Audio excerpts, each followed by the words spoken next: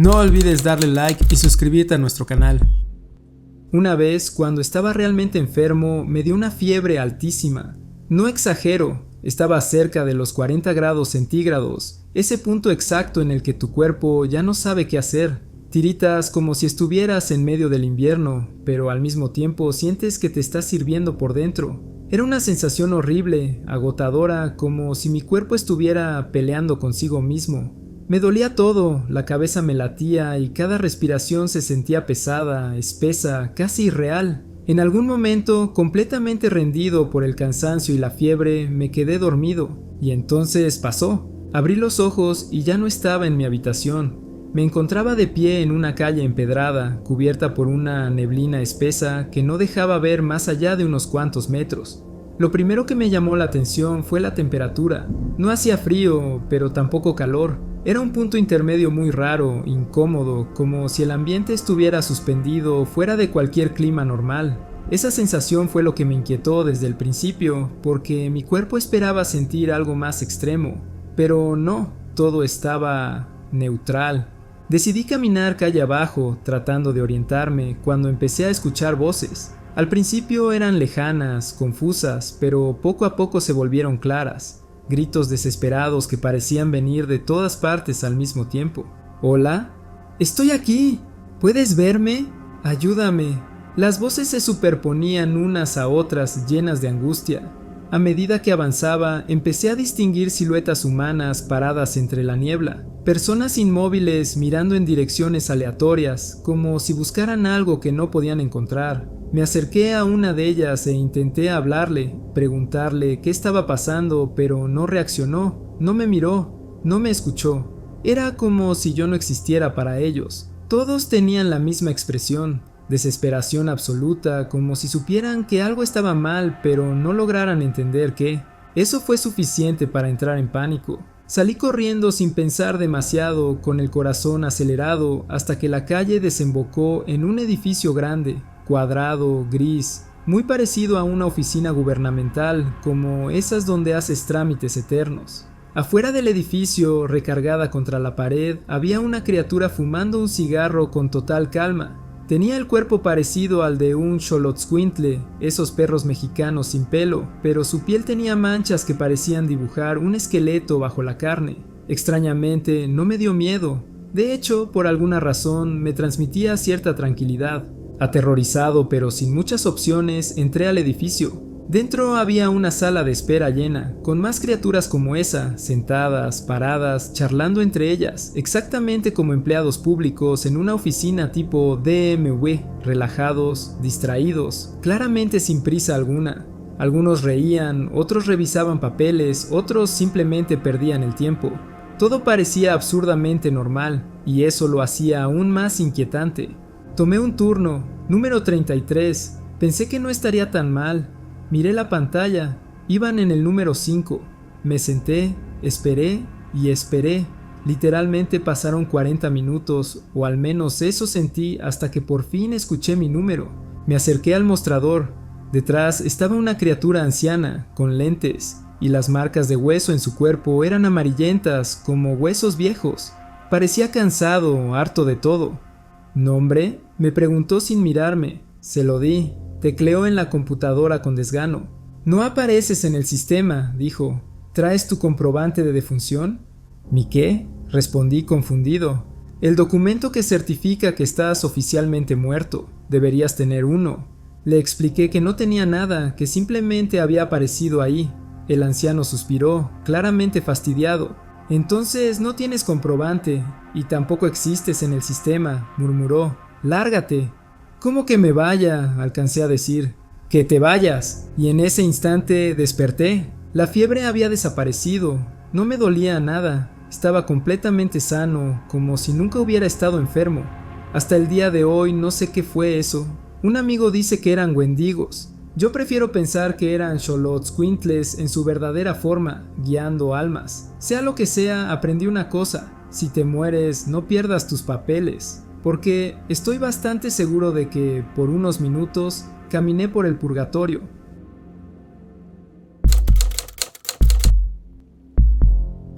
Esto no es algo que la gente suela creer, y honestamente entiendo por qué. Yo misma, antes de vivirlo, habría pensado que se trataba de una exageración o de sugestión. Pero hubo una ocasión, cuando trabajaba en una tienda de abarrotes, que me marcó de una forma que todavía hoy me cuesta explicar con palabras. No fue algo visual, no fue una acción, ni siquiera una interacción directa. Fue una sensación, una energía tan pesada y desagradable que me revolvió el estómago y me dejó con ganas de salir corriendo. Era un día completamente normal de trabajo. Nada fuera de lo común. La tienda estaba llena de clientes, el ruido habitual de carritos, voces, anuncios por los altavoces. Yo estaba haciendo mis labores cuando noté a un hombre en el área de la carnicería o deli parado frente al mostrador. A simple vista no tenía nada de extraño. Era un tipo común, promedio, alguien que podrías cruzarte en cualquier calle sin prestarle atención. No estaba actuando raro, no hablaba solo, no hacía nada sospechoso. Simplemente estaba ahí, de espaldas a mí, esperando. Pero en el momento en que empecé a acercarme, algo cambió. Cuanto más reducía la distancia entre nosotros, peor me sentía. Era como si mi cuerpo reaccionara antes que mi mente. Me invadió una sensación de incomodidad tan intensa que me costaba respirar con normalidad. Sentía un nudo en la garganta, una presión en el pecho y una tristeza inexplicable que me hacía querer llorar sin razón alguna. No estaba pensando en nada triste, no había pasado nada malo ese día, pero aún así, las lágrimas me ardían en los ojos. Era una sensación profundamente antinatural, como si mi cuerpo estuviera detectando algo que mi mente consciente no podía procesar. Lo más perturbador era que él no hacía absolutamente nada. No se movía, no volteaba, no decía una palabra, solo estaba ahí, con la espalda hacia mí. Sin embargo, la energía que emanaba era tan oscura, tan pesada, que me provocaba náuseas. No era miedo exactamente, era algo distinto. Era una sensación de peligro, de maldad cruda, como si estar cerca de esa persona fuera incorrecto a un nivel muy profundo. Recuerdo pensar, esto no es normal, esto no debería sentirse así. Intenté convencerme de que estaba exagerando, que quizá estaba cansada, estresada o sugestionada, pero mientras más intentaba racionalizarlo, peor se volvía la sensación. Mi cuerpo me pedía que me alejara, que me fuera de ahí. Sentía ganas de llorar, de vomitar, de salir corriendo sin mirar atrás. Era como si algo dentro de mí gritara que no debía estar cerca de esa persona. Finalmente, no lo soporté más y me alejé. En cuanto puse distancia entre nosotros, la sensación empezó a disminuir, pero no desapareció por completo de inmediato. Me quedé temblando, tratando de entender qué acababa de pasar. Miré hacia donde estaba el hombre, esperando encontrar alguna explicación visual, algún detalle que justificara lo que sentí, pero no había nada. Seguía siendo un tipo completamente normal, ropa común, postura relajada, ningún rasgo amenazante, y eso fue lo que más me inquietó. Desde ese día he conocido a muchísimas personas, he trabajado en otros lugares, he estado en situaciones incómodas, he sentido desconfianza, miedo o rechazo hacia alguien, pero nunca, jamás he vuelto a sentir algo como lo que sentí con ese hombre. Esa energía era distinta, no era simplemente una mala vibra, era algo que se sentía maligno, como si estuviera frente a algo profundamente incorrecto, algo que no debía existir de esa forma. Hasta hoy no sé quién era ese hombre ni qué cargaba consigo. No sé si era consciente de lo que provocaba en los demás o si solo yo lo percibí. A veces me pregunto cuántas personas caminan entre nosotros con ese tipo de energía, completamente invisibles, pasando desapercibidas, y cuántas personas como yo pueden sentirlo aunque no sepan explicarlo.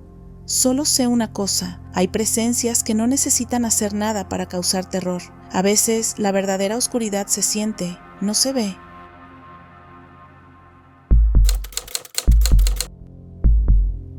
Voy a intentar contar esto de la forma más directa posible, aunque todavía hoy me cuesta ponerlo en palabras. No fue un sueño, no fue una alucinación y no fue algo que pueda explicar fácilmente. Todo ocurrió en cuestión de segundos, o al menos eso es lo que parecía al inicio.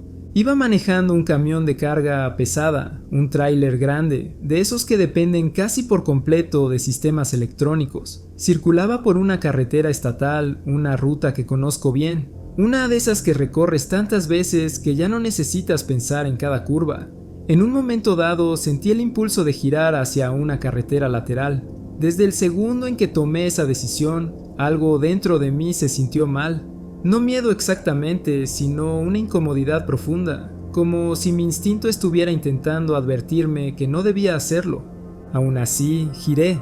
En el instante en que las llantas tocaron ese camino, todo falló, absolutamente todo. Las pantallas del camión se apagaron, el tablero quedó congelado, las agujas dejaron de moverse. El sistema de registro electrónico, que lleva control exacto de tiempos, velocidad y ubicación, simplemente dejó de responder.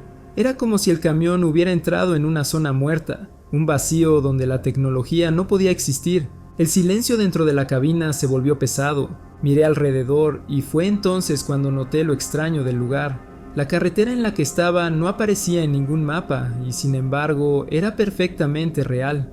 El asfalto se veía nuevo, como si lo hubieran pavimentado hacía apenas una hora. No había baches, no había desgaste, no había marcas antiguas, solo una línea amarilla discontinua en el centro que se extendía hasta perderse entre los árboles. No había señalamientos, ninguna advertencia, ningún letrero de límite de velocidad, nada. Tampoco había barandales ni protecciones. El bosque llegaba hasta el borde mismo del camino, como si la carretera hubiera sido abierta a la fuerza entre los árboles, sin intención de que alguien realmente la usara. Mientras avanzaba, una sensación extraña empezó a apoderarse de mí. El tiempo dejó de sentirse normal. Miré el reloj, congelado. Intenté calcular mentalmente cuánto llevaba conduciendo por ese lugar, pero era imposible. Podrían haber sido 10 minutos o una hora entera. Mi cuerpo me decía que había pasado mucho más tiempo del que debía. Fue entonces cuando recordé algo que había pasado justo antes de girar. Antes de entrar a esa carretera, vi una figura oscura, apenas definida, más una silueta que una persona. No tenía rostro, no tenía rasgos claros, pero su presencia era inconfundible. No habló, no hizo un gesto evidente, simplemente estaba ahí, y de alguna manera supe que me estaba indicando el camino. En ese momento no lo cuestioné. Ahora, cada vez que lo recuerdo, se me eriza la piel.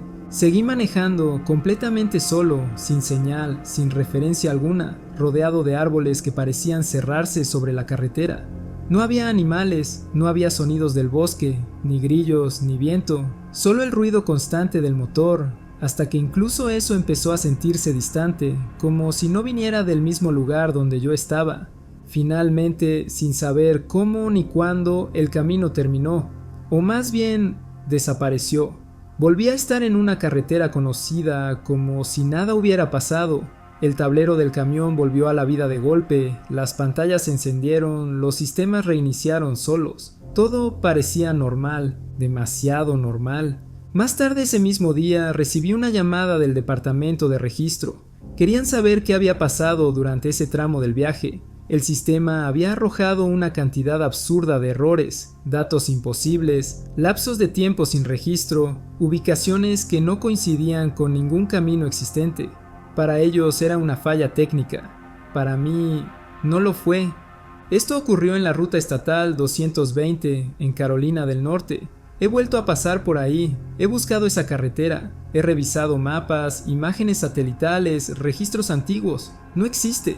No hay rastro de ella, como si nunca hubiera estado ahí, excepto para mí. No sé qué era ese camino, no sé quién o qué fue la figura que me señaló la entrada. Solo sé que entré a un lugar que no debía existir, que estuve ahí mucho más tiempo del que puedo explicar, y que algo en algún punto decidió dejarme salir. Desde entonces, cada vez que conduzco de noche, cada vez que veo una carretera sin señalamientos, recién pavimentada, perdida entre árboles, no giro, porque algunas carreteras no están hechas para llevarte a un destino, están hechas para que no regreses.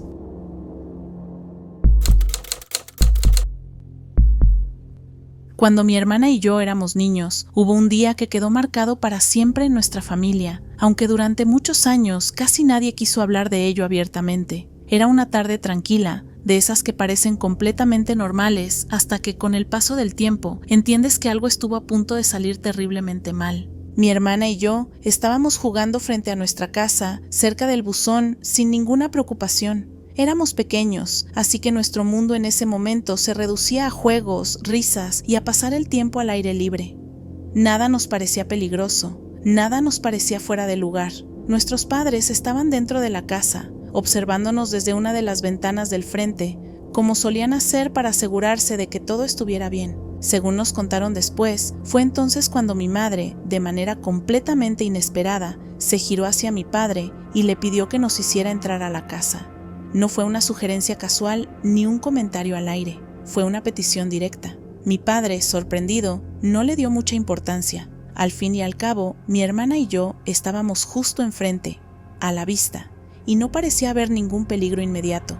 Él le restó importancia con un gesto, como diciendo que no pasaba nada, pero mi madre no se quedó tranquila. Al contrario, se puso cada vez más insistente. Su tono cambió. Ya no era una simple petición, sino una urgencia difícil de explicar.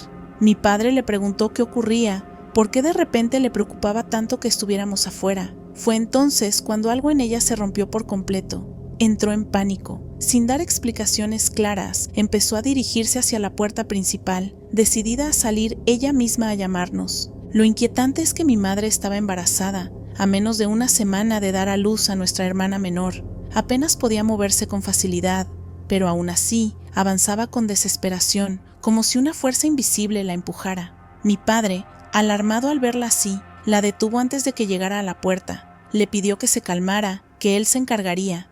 Entonces salió. Mi padre abrió la puerta principal y nos llamó para que entráramos a la casa. No gritó, no sonó alterado, pero algo en su voz nos hizo obedecer de inmediato. Mi hermana y yo dejamos lo que estábamos haciendo y corrimos hacia la puerta. No protestamos, no preguntamos por qué, simplemente entramos. Menos de un minuto después, ocurrió. Un automóvil apareció de la nada, bajando por la calle a una velocidad brutal. No frenó, no intentó esquivar nada. Pasó como un proyectil frente a nuestra casa y impactó directamente contra el buzón, destruyéndolo por completo. El sonido fue ensordecedor, metal retorcido, piezas volando, polvo en el aire. Todo sucedió en cuestión de segundos. Si mi hermana y yo hubiéramos seguido ahí afuera, no hay duda alguna de que habríamos muerto en el acto. El buzón estaba exactamente en el lugar donde habíamos estado jugando. No hubo margen de error, no hubo tal vez. Fue una diferencia de segundos entre la vida y la muerte. Mi padre se quedó paralizado. Mi madre rompió en llanto. Durante varios minutos nadie dijo nada. El silencio que siguió fue más aterrador que el impacto mismo. Con el paso del tiempo, intentaron racionalizar lo ocurrido. Hablaron de suerte, de coincidencia, de instinto maternal. Pero en el fondo, ninguno de los dos estuvo completamente convencido de esas explicaciones. Mi madre nunca pudo explicar cómo supo que algo malo iba a pasar. No vio el auto, no escuchó nada extraño, no hubo señales visibles, simplemente lo supo. Una certeza absoluta que la invadió de golpe y no la dejó en paz hasta que estuvimos a salvo dentro de la casa. Desde entonces, mis padres nunca se han sentido del todo cómodos hablando del tema. Cada vez que surge en una conversación, el ambiente cambia, sus miradas se endurecen, sus palabras se vuelven más cuidadosas, como si remover ese recuerdo fuera abrir una puerta que prefieren mantener cerrada. Yo crecí con esa historia grabada en la mente. A veces me pregunto qué fue lo que realmente ocurrió ese día. ¿Fue un presentimiento, una premonición o algo más, algo que intervino justo a tiempo para sacarnos de ahí? No lo sé. Lo único seguro es que hubo una advertencia invisible y que, gracias a ella, mi hermana y yo seguimos aquí para contarlo. Hay momentos en los que la protección no se ve, solo se siente.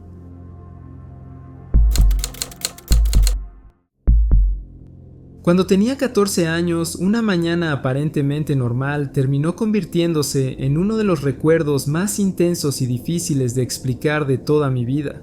Ese día estábamos solos en casa, mi papá y yo, ya que mi mamá y mis hermanos habían salido temprano para visitar a mis abuelos. No había nada fuera de lo común. Todo se sentía tranquilo, rutinario, casi aburrido, como tantas otras veces. Me desperté, me arreglé y me preparé para ir a casa de un amigo. Antes de salir, mi papá me dijo que no se sentía muy bien, que tenía malestar y que prefería recostarse un rato. No le di demasiada importancia. Mi papá solía enfermarse seguido, especialmente con dolores de cabeza y molestias que aparecían y desaparecían sin previo aviso. Nada en su tono o en su actitud me hizo pensar que fuera algo serio, así que me despedí y salí de casa sin preocuparme. Sin embargo, apenas empecé a caminar, algo cambió. En el trayecto hacia la casa de mi amigo, Una sensación extraña comenzó a instalarse en mi pecho. No era un pensamiento claro, no era una idea concreta. Era una sensación de miedo, de inquietud, una especie de presentimiento oscuro que no sabía explicar. No podía señalar una causa, pero el malestar estaba ahí, creciendo poco a poco. Fue tan fuerte que terminé llamando a mi mamá. Le dije que todo estaba bien, que yo estaba bien, pero que mi papá se sentía un poco mal. Traté de sonar tranquilo, como si solo estuviera informando algo sin importancia. Llegué a casa de mi amigo, pero apenas estuve ahí unos minutos cuando la sensación se volvió insoportable. No exagero al decir que sentí como si el mundo se cerrara a mi alrededor. El miedo se apoderó de mí de una forma brutal, casi física. Sentía que me iba a morir, que algo terrible estaba ocurriendo en ese mismo instante. No era ansiedad común, era una certeza aplastante. El corazón me latía con fuerza, las manos me temblaban y el aire se sentía pesado, denso. Ya no podía ignorarlo. Me levanté y me fui. No corrí, no sé por qué. Simplemente caminé de regreso a casa, paso a paso, con una calma extraña que contrastaba con el caos que sentía por dentro. Durante todo el camino sabía que iba a encontrar algo en casa que no quería ver. Era como si el desenlace ya estuviera escrito y yo solo estuviera avanzando hacia él. Mientras caminaba, algo que ahora me parece muy revelador ocurrió. No llamé a mi papá, ni una sola vez. Me di cuenta de eso mucho tiempo después. Creo que en el fondo estaba tratando de retrasar el momento de enfrentar lo que ya sentía como inevitable. Al llegar a la esquina cercana a mi casa me detuve por completo. Una gran cerca de arbustos separaba el camino de la entrada. No quería rodearla, no quería dar esos últimos pasos, porque en mi mente ya podía ver lo que había del otro lado. Me quedé ahí inmóvil durante varios minutos luchando contra mí mismo. Finalmente reuní el valor y caminé alrededor de la cerca, y ahí estaba, una ambulancia estacionada en la entrada de mi casa. En ese instante algo muy extraño ocurrió. Todo el miedo desapareció de golpe. La angustia se disipó como si alguien hubiera apagado un interruptor. Sentí una calma profunda, casi antinatural. Caminé junto a la ambulancia sin mirar dentro. Hasta hoy no entiendo por qué, y entré a la casa. El interior estaba hecho un desastre. La silla de la computadora de mi papá estaba tirada en el suelo. Su escritorio completamente desordenado, papeles y objetos esparcidos por todas partes. Caminé por cada habitación, una por una, pero no había nadie. Entonces salí de nuevo y me acerqué a la ambulancia. Golpeé la puerta. El tiempo se estiró de una manera insoportable. No quería que abrieran, porque en el momento en que lo hicieran, todo quedaría definido. Finalmente, la puerta se abrió y ahí estaba mi papá, vivo, sentado en la camilla, sonriendo, conversando tranquilamente con los paramédicos. Recuerdo haber dicho: "Ese es mi papá", antes de subir a la ambulancia. En ese momento sentí tantas cosas al mismo tiempo que era imposible separarlas. Enojo, confusión, alivio absoluto. Durante más de media hora mi mente había estado convencida de que algo irreversible había pasado, y sin embargo ahí estaba él, aparentemente bien. Después supe la verdad. Cuando yo salí de casa, mi papá se sentó frente a la computadora y de pronto creyó que estaba teniendo un ataque al corazón. Llamó a emergencias, intentó explicar lo que sentía, pero se desmayó. Lo siguiente que recuerda es despertar mientras los paramédicos lo levantaban del suelo. Resultó que su aorta se estaba desgarrando lentamente, una condición extremadamente peligrosa. Lo llevaron de urgencia a cirugía, le colocaron una válvula artificial y, contra todo pronóstico, sobrevivió. Hoy, más de 10 años después, está perfectamente bien. Nunca podré explicar qué fue lo que sentí ese día, ni por qué supe que tenía que volver a casa. Solo sé que algo me llamó, algo más fuerte que la lógica, más fuerte que el miedo, y gracias a eso llegué justo a tiempo para no perderlo. Hay conexiones que no se ven, pero cuando se activan, no se pueden ignorar.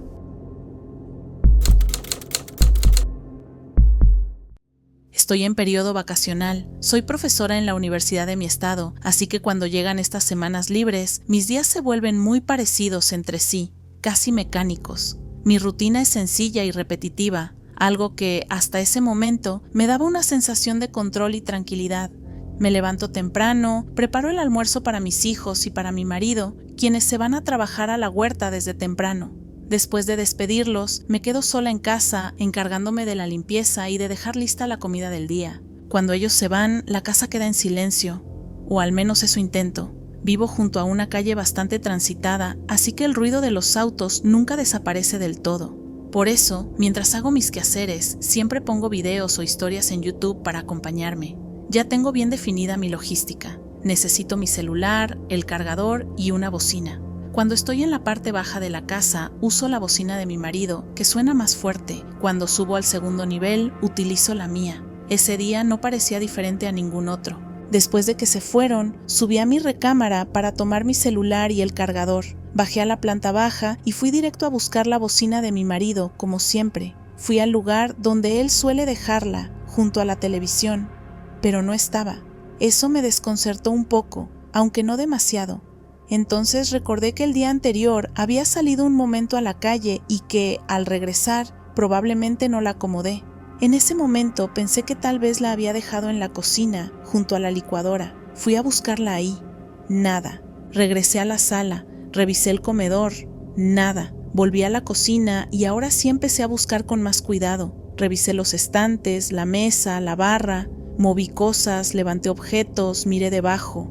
Nada. Empezaba a molestarme un poco, pero todavía no sentía nada extraño. Pensé que quizás se la habían llevado a la huerta para escuchar música mientras trabajaban, así que decidí no darle más vueltas. Subí por mi bocina. Durante la mañana la llevé conmigo de un lado a otro mientras hacía el aseo. Limpié, barrí, acomodé, cociné. Todo con normalidad. En ningún momento dejé de pensar, aunque fuera de reojo, en la bocina que no aparecía, pero seguía convencida de que simplemente no estaba en la casa. Cuando terminé los quehaceres, dejé mi bocina junto a mi celular y el cargador, justo a un lado de la licuadora en la cocina. Esa era la idea, tomar todo y subir al segundo nivel para seguir escuchando historias mientras descansaba un poco. Pero no sé por qué, antes de subir, decidí dar una última vuelta por el patio. Fue algo completamente impulsivo. Salí y noté que mis plantas estaban secas, así que tomé la manguera y me puse a regarlas. No tardé ni 5 minutos, fue rápido. En ningún momento regresé a la cocina ni entré a la casa. Cuando terminé, volví directamente para tomar mis cosas y subir. Y fue ahí cuando lo vi. Sobre la barra, junto a mi bocina, estaba la bocina de mi marido, una al lado de la otra. Me quedé congelada. No podía ser, simplemente no podía. Yo había buscado esa bocina por toda la casa. No fue una búsqueda rápida ni superficial. Revisé ese mismo lugar varias veces, incluso licué avena esa mañana, y era absolutamente imposible que la bocina hubiera estado ahí sin que yo la viera, sin que la moviera, sin que estorbara. Sentí un vacío en el estómago, la tomé con la mano, la observé unos segundos, como si eso fuera a darme alguna explicación lógica. No la había escuchado caer, no escuché ningún ruido, nadie había entrado a la casa, nadie más estaba ahí, no había forma de justificarlo. Sin decir nada, la llevé y la regresé a su lugar junto a la televisión. Después tomé mis cosas y subí al segundo nivel, pero ya no estaba tranquila. Durante el resto del día no dejé de pensar en lo mismo, en cómo las dos bocinas aparecieron juntas, exactamente en el lugar donde había buscado una y otra vez. Hasta hoy no entiendo qué pasó. No fue que no la vi, no fue un descuido, no fue una confusión. Fue como si, por unos minutos, la bocina simplemente no hubiera existido en ese espacio, y luego hubiera regresado, colocándose con toda calma junto a la otra, como si siempre hubiera estado ahí. Desde entonces, cada vez que algo se pierde en mi casa, ya no lo doy por sentado, porque ahora sé que hay momentos en los que los objetos no desaparecen, solo se van a otro lugar que no alcanzamos a ver. Antes de terminar este video, queremos darnos la oportunidad de saludar y agradecer a nuestra comunidad de tenebrosos. Valoramos mucho su apoyo. Cada suscriptor, cada comentario, cada like nos motivan a seguir creciendo y mejorando. Ustedes nos dan la oportunidad de hacer algo que nos apasiona y recuerden que si tienen una historia para compartir con nosotros, no olviden enviarla a nuestro correo electrónico que está en la descripción del video. Nos vemos en el próximo universo.